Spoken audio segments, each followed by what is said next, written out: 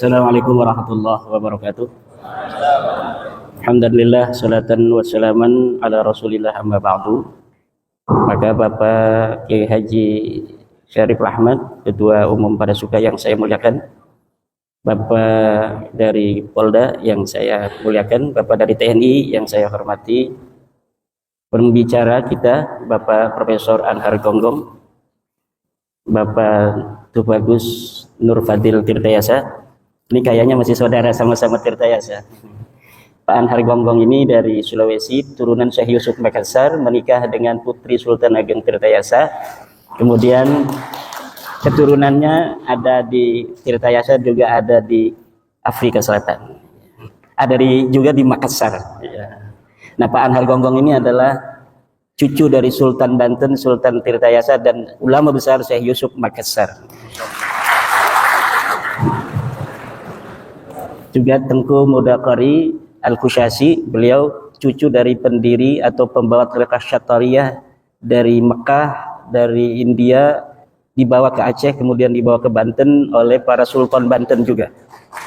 Bapak Dr. Sugeng yang saya hormati, para hadirin, para tokoh ini banyak, Pak Kiai Syarif, di belakang ini kiai-kiai, ada Kiai Mukhtar Fatawi, ada Kiai Mujib, ada Kiai Zainal, dan tokoh-tokoh besar lainnya.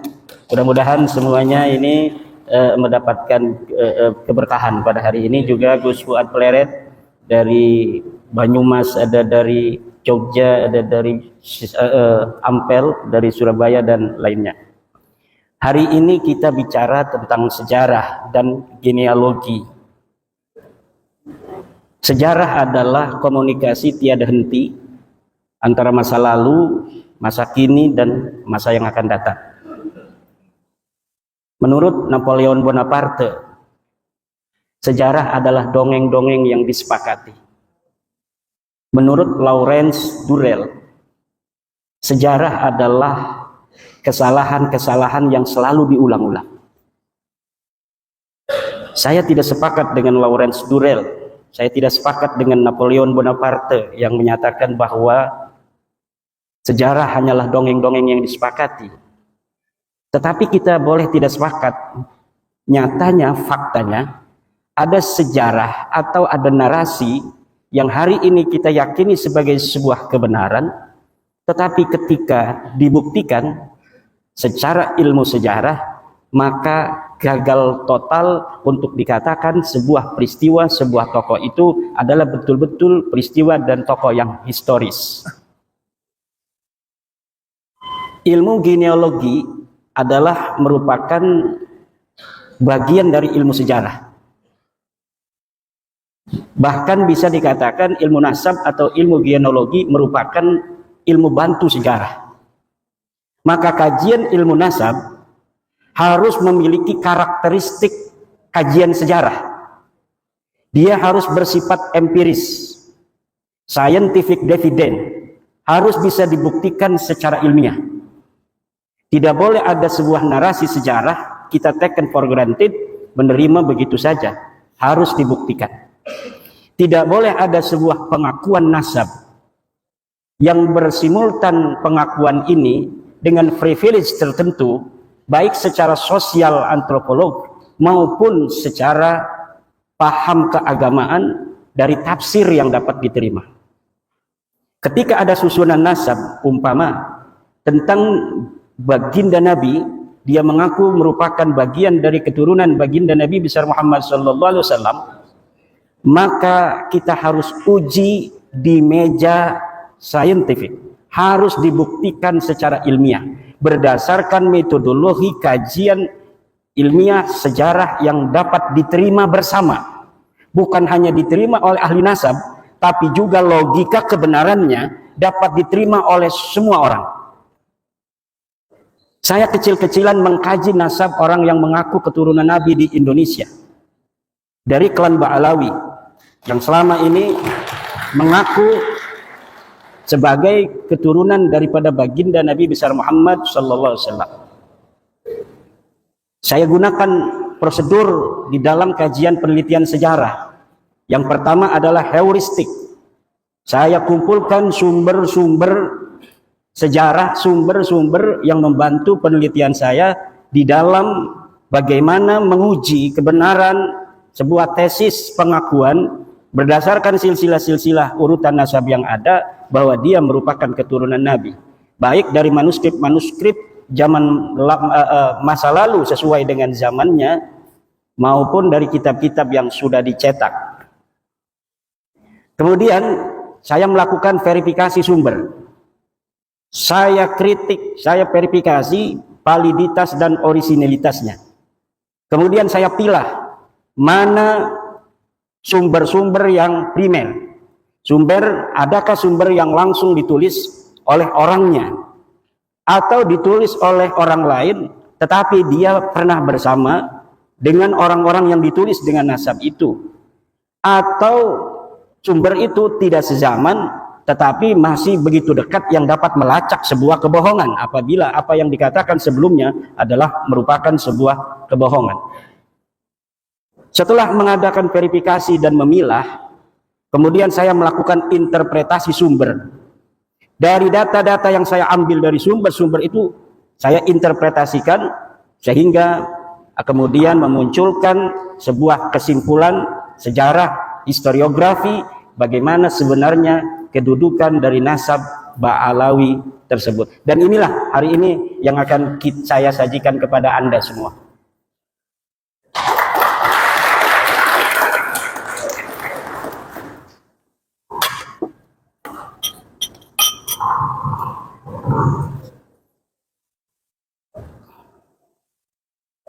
Atau sambil berdiri aja ya.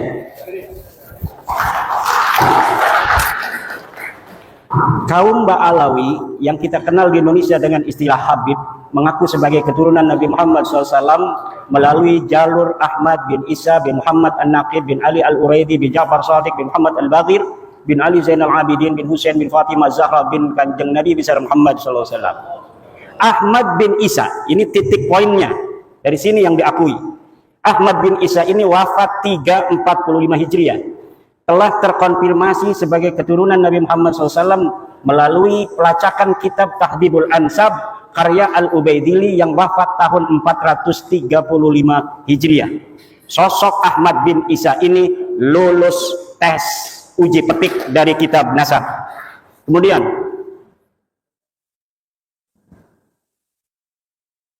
menurut keluarga Ba'alawi, Habib-Habib yang ada di Indonesia, Ahmad bin Isa mempunyai anak bernama Ubaidillah. Kemudian Ubaidillah ini mempunyai anak bernama Alwi.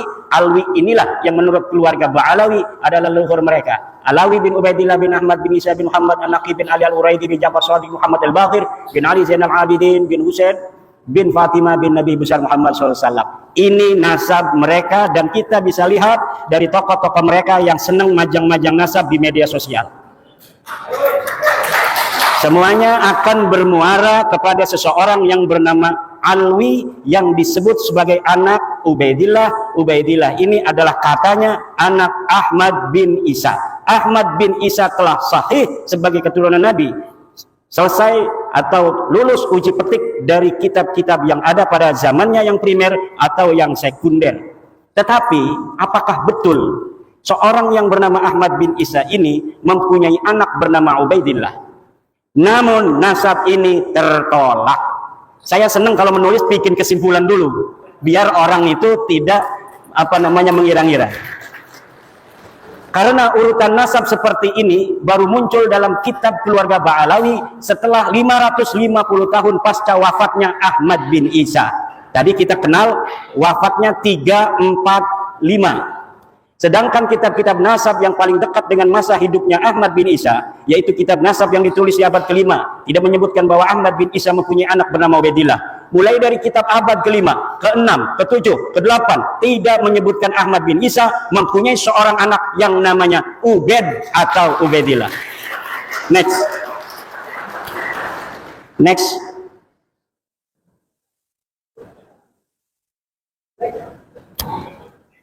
Kitab abad ke-5, Muntaqilat Talibiyah, karya Abu Ismail Tabatabai yang wafat tahun 400 Hijriah menyebutkan bahwa sebagian anak Ahmad bin Isa adalah Muhammad yang tinggal di Roy, tidak ada Ubaid. Kitab abad ke-5, Tahdhibul Ansab, karya Al-Ubaidili yang wafat tahun 435 menyebutkan pula bahwa sebagian anak Ahmad bin Isa adalah Muhammad. Kitab abad ke-5, Al-Mazdi, karangan Al-Umari, wafat 490 menyebut pula bahwa sebagian anak Ahmad bin Isa adalah Muhammad. Kitab abad kelima sepakat tidak menyebutkan bahwa Ubaidillah sebagai anak Ahmad bin Isa. Namun masih ada kesempatan.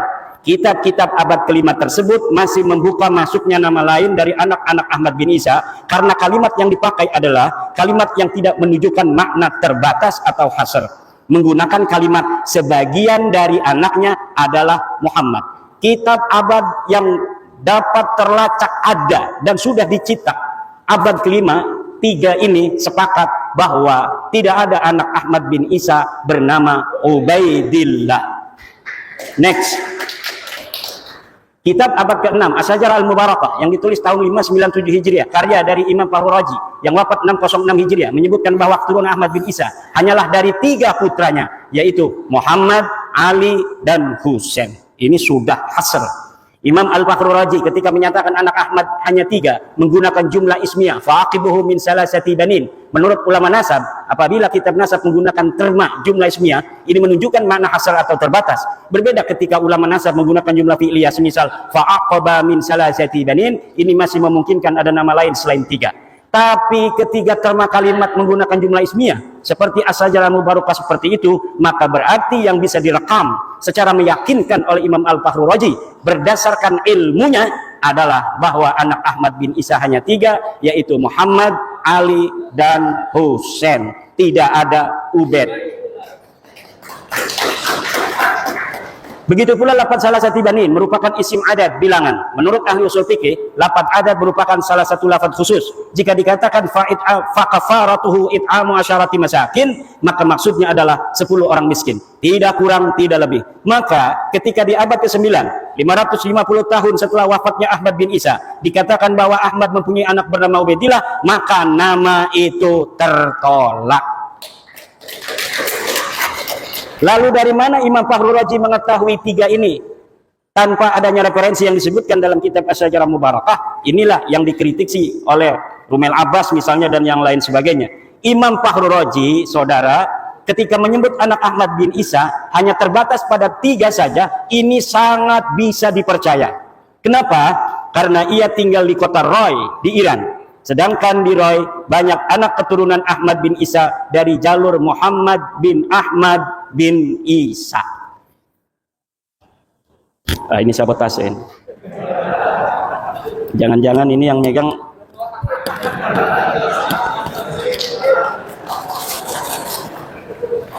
Ini ada al-alnya enggak namanya nih? Al-anu gitu.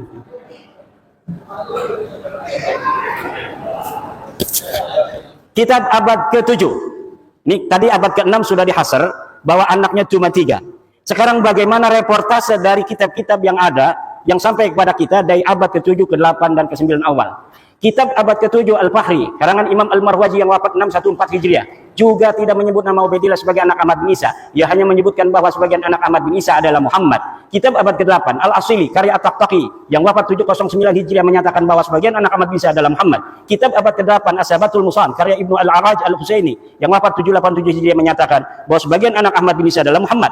Kitab abad ke-9 Umdatul Talib karya Ibnu Inabah yang wafat tahun 828 Hijriah menyatakan bahwa sebagian anak Ahmad bin Isa adalah Muhammad. Maka ada 8 kitab nasab yang sudah saya sebutkan yang membentang mulai dari abad ke-5, ke-6, ke-7, ke-8 dan ke-9 awal sepakat bahwa Ahmad bin Isa tidak mempunyai anak bernama Ubaidillah, dan di abad ke-6 sudah dihasr bahwa anak Ahmad bin Isa hanya 3. Maka masuknya nama Ubaidillah sebagai anak Ahmad bin Isa tidak bisa dianggap sah. Next. Kapan muncul nama Ubaidillah sebagai anak Ahmad bin Isa? Ubaidillah muncul sebagai anak Ahmad bin Isa pada abad 9 Hijriah. Dimunculkan oleh Habib Ali bin Abu Bakar As-Sakran yang wafat 895 Hijriah dalam kitabnya Al-Burqa Al-Musiqah dengan menghusnuzoni. Ini bahasa saya. Kalau bahasa Tengku ini nggak boleh katanya husnuzon itu. Nama Abdullah yang ada pada As-Suluk sebagai Ubaidillah. Ceritanya ada kitab sejarah yang menyebutkan sebuah silsilah dari seorang ahli hadis yang bernama Ali, Abu Hasan Ali bin Muhammad, terus binnya kemudian dia bin Abdullah bin Ahmad bin Isa. Lalu kata keluarga Habaib ini, oh saya punya leluhur namanya Ubaid. Mungkin Ubaid ini adalah Abdullah. Maka kemudian diurutlah nasabnya dengan menghusnudzoni nama leluhurnya Ubaid ini sebenarnya namanya adalah Abdullah. Yang kemudian ditasgir menjadi Ubaidullah. Lanjut. Ini ada keterangannya. Di tahun 732 sudah ada orang yang dicatat kitab As-Suluk sebagai anak Ahmad bin Isa. Selain dari 3 anaknya yang disebut dalam As-Sajalah Mubarakah. Namanya Ali dari keluarga Bajadid Abu Alwi. Katanya ia keturunan Ahmad bin Isa dari anaknya yang bernama Abdullah. Nama lengkapnya Abu Hasan Ali bin Muhammad bin Ahmad bin Jadid bin Ali bin Muhammad bin Jadid bin Abdullah bin Ahmad bin Isa. Nama Abdullah inilah yang dihusnudzoni oleh Ali As-Sakran sebagai Ubaid, di mana leluhurnya dulu bernama Ubaid. Lalu ia memahami bahwa Ubaid ini sebenarnya Ubaidillah dan Ubaidillah ini sebenarnya adalah Abdullah yang ditulis di kitab As-Suluk. Sejak itulah keluarga As-Sakran menulis silsilah leluhurnya sebagai Ba'alwi. Lalu apakah ini aman? Kita lihat. Sayangnya silsilah Ba'alwi Bajadid juga sebenarnya bermasalah. Karena ternyata kitab As-Suluk ada 3 manuskrip riwayat yang berbeda. Jadi manuskrip As-Suluk yang dikarang 732 sampai kepada Ali As-Sakran 895 yang nyampe ke beliau hanya salah satu manuskrip yang dicetak daripada 3 manuskrip sebenarnya yang ada. Yang mana yang benar? Wallahu a'lam bishawab. Yang jelas ad-dalilu idza tarakahul ihtimalu saqata bihil istidlal. Sebuah dalil apabila telah masuk di dalamnya ada kemungkinan ihtimal yang tidak qat'i, maka dia tidak boleh dijadikan lagi sebagai dalil. Manuskrip pertama silsilah Jadid terdapat dalam manuskrip di Paris berangkat tahun 810 Hijriah.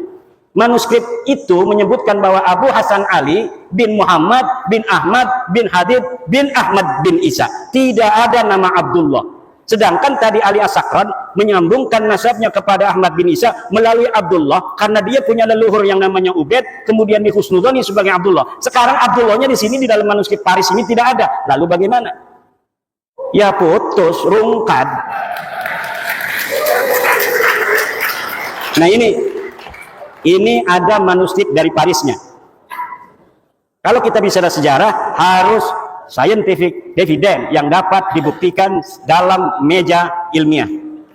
Dari manuskrip ini, bagaimana seorang Abu Hasan Ali yang disebut As-Suluk wafat tahun 620 Hijriah. Ini Abu Hasan Ali disebut dalam kitab As-Suluk. As-Suluk ini adalah kitab sejarah yang menjadi pandoman orang-orang Yaman untuk mengurutkan silsilah keyamanan mereka hari ini. Dan ini dapat dipercaya kitab As-Suluk. Maka banyak orang-orang yang mencantolkan diri dalam sejarah asli As-Suluk agar leluhur mereka nampak menyejarah. Walaupun dulunya leluhur mereka tidaklah terjadi sesuatu hal yang membanggakan dan berprestasi. Hanya menjadi urutan kelima dari nasab Ahmad bin Isa. Saya ulangi, dari manuskrip ini bagaimana seorang Abu Hasan Ali yang disebut As-Suluk wafat 620 Hijriah hanya menjadi urutan kelima dari nasab Ahmad bin Isa yang wafat 345 Hijriah. Berarti setiap generasi baru mempunyai anak di umur 55 tahun. Dan ini tidak masuk akal dalam ilmu genealogi, di mana setiap generasi dengan generasi berikutnya berjarak lahir dan wafat rata-rata harusnya 33 tahun. Dan dengan manuskrip ini, cantolan Habib Ali As-Sakran menjadi bias dan tidak sah. Karena apa? Karena Habib Ali As-Sakran mencantolkan keluarganya ke Ba'alawi karena ada nama Abdullah yang disebut As-Suluk. Sedangkan di dalam manuskrip As-Suluk versi Paris ini, Abdullahnya teaya. Silakan. Next.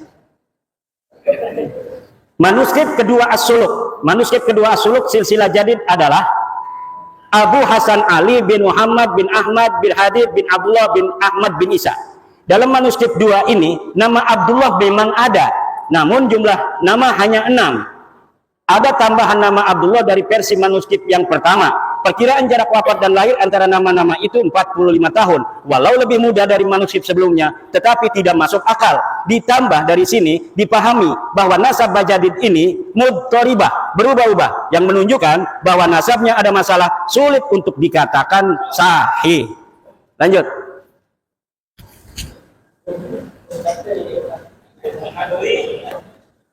Manuskrip 3 As-Suluk.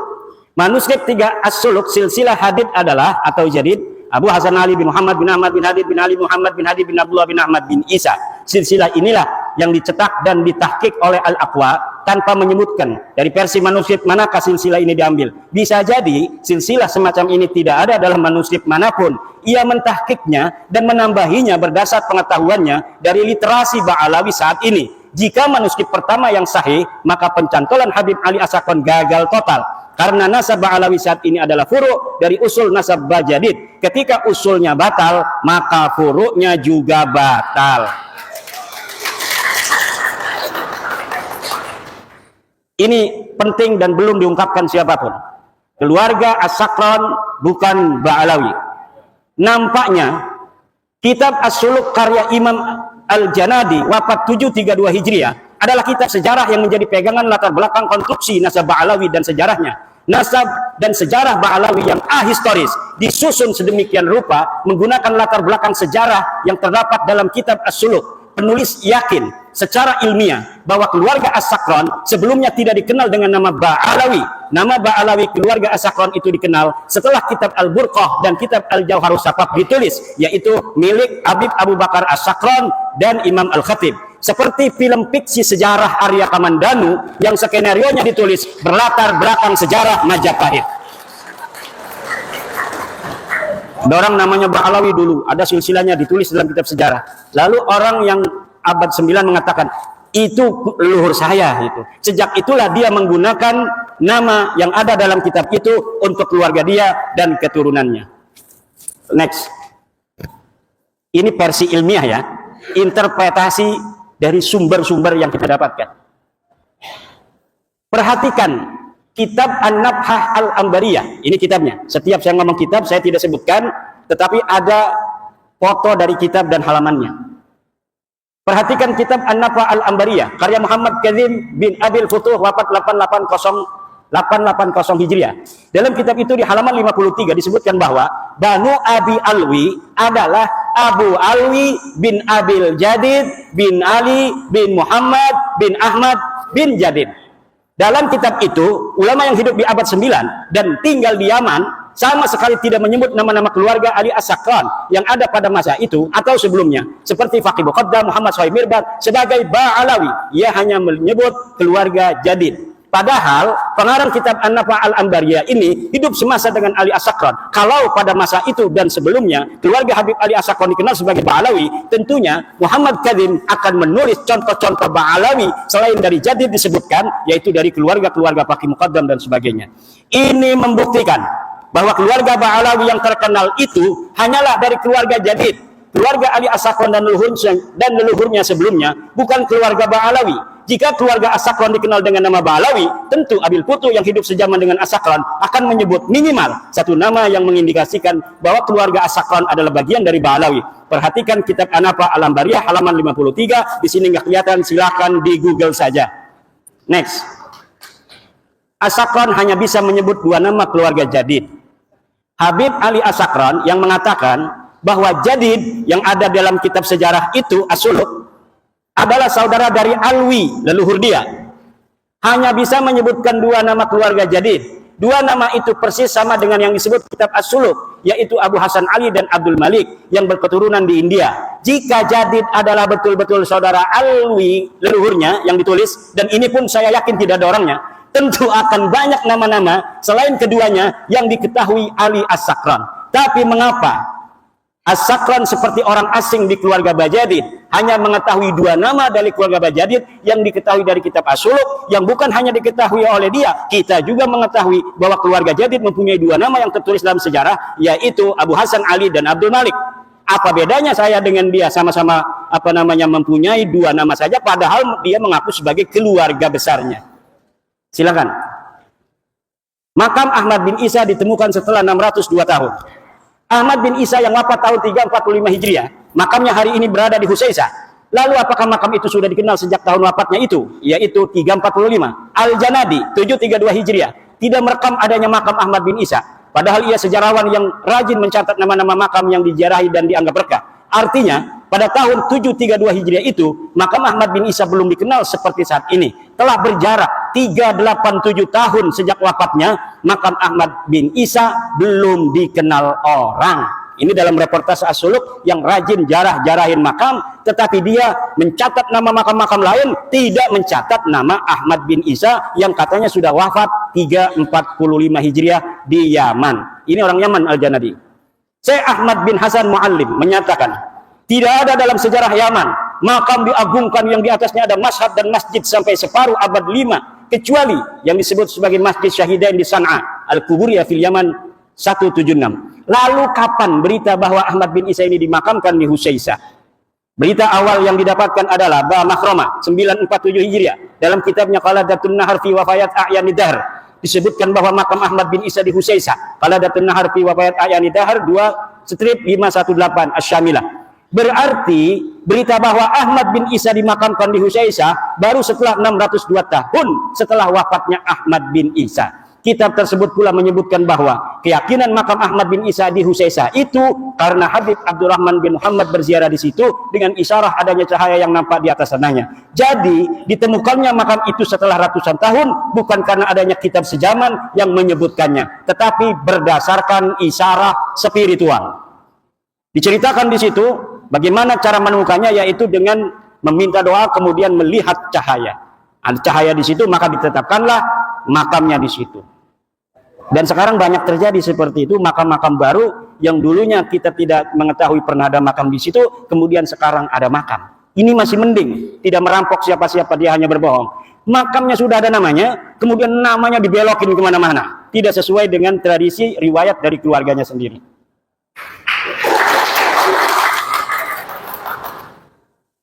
Kitab-kitab sejarah yang ditulis setelah masa Ahmad bin Isa sampai abad 9, ini kitab sejarah, tadi kitab nasab. Sekarang kitab-kitab sejarah yang ditulis setelah masa Ahmad bin Isa sampai abad 9 tidak menyebutkan keberadaan keluarga Ubaidillah dan keturunannya di Hadramaut sebagai seorang sayyid, atau tidak sebagai sayyid pun tidak ada sama sekali. Kitab-kitab apa saja? Tarikh Musallam Al-Lahaji, wafat 545 Hijriah, belum dicetak, tapi manuskripnya saya punya.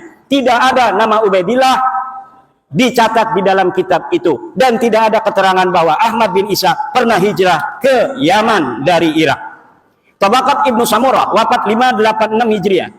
Tarfatul Ashab, yang ini Ibnu Samurah sering sekali namanya dicatut dalam kitab-kitab Ba'alawi semacam Syamsud Dhahirah dan kitab-kitab yang lainnya, Al-Ghurar, kemudian kitab Hidmatul Ashirah, bahwa Ibnu Samurah pernah mengisbat silsilah nasab Ba'alawi pada masanya. Tetapi ketika kitabnya yang bernama Tabaqatul Fuqaha saya cari dari awal sampai akhir, tidak ada satupun Ibnu Samurah menyatakan bahwa dia mengisbat nama keluarga Ba'alawi sebagai sayyid, apalagi mengisbat menyebut nama dari satu keluarga Ba'alawi pun tidak ada. Next, kesimpulan. Para habaib yang sekarang kita kenal bukanlah keluarga Ba'alawi yang dikenal di abad 7 dalam kitab-kitab sejarah.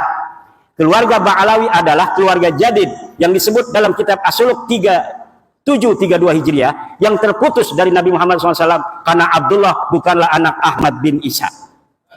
Para habaib nasabnya terputus dari Nabi Muhammad SAW karena Ubaidillah bukanlah anak Ahmad bin Isa. Jadi Ba'alawi sendiri yang ada dalam kitab itu tertolak sebagai keluarga Nabi karena Abdullah bukanlah anak dari Ahmad bin Isa berdasarkan kitab-kitab abad ke-6 dan abad ke-5.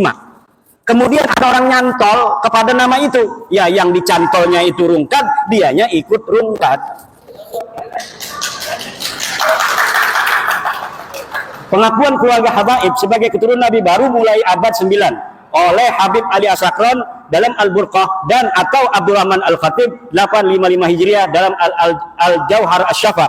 Ini jarang saya ambil namanya Al-Khatib, walaupun hidup bareng. Dia adalah Al-Khatib ini murid dari kakeknya Ali Habib Ali Asakron, juga murid daripada ayahnya. Jadi walaupun dia bukan Ba'alawi, terindikasi subjektivitas itu ada karena dia hidup bersama Habib Ali Asakron. Dan kitab Al-Jauhar Asy-Syafa ini belum dicetak sampai sekarang.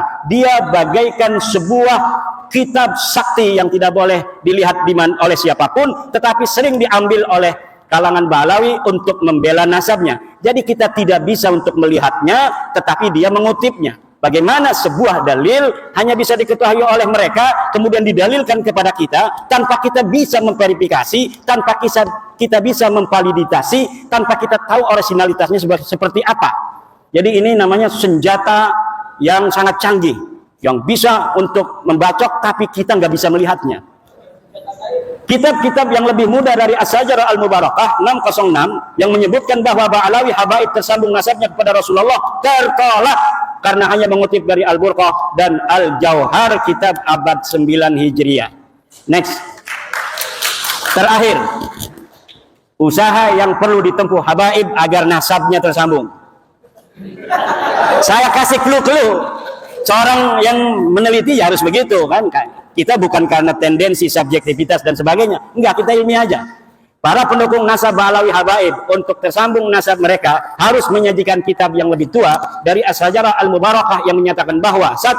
Ahmad bin Isa mempunyai anak bernama Ubaidillah, 2. Ubaidillah mempunyai anak bernama Alwi.